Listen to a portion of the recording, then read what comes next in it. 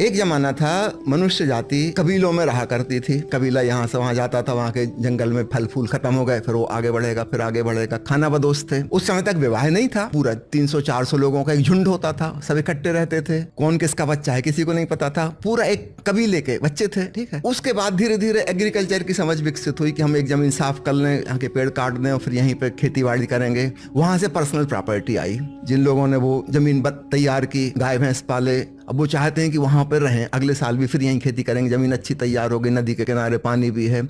अब यहाँ से पर्सनल प्रॉपर्टी शुरू हुई और धीरे धीरे कबीला टूटा। अब जब पर्सनल प्रॉपर्टी आई, यहाँ से एक भाव आता है कि मेरी संपत्ति मेरी ही औलाद को मिले।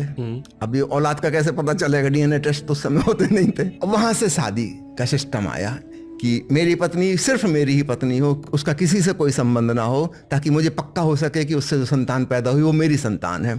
तब मैं चैन से मर सकूंगा कि मेरा खेत, मेरा मकान जो मैंने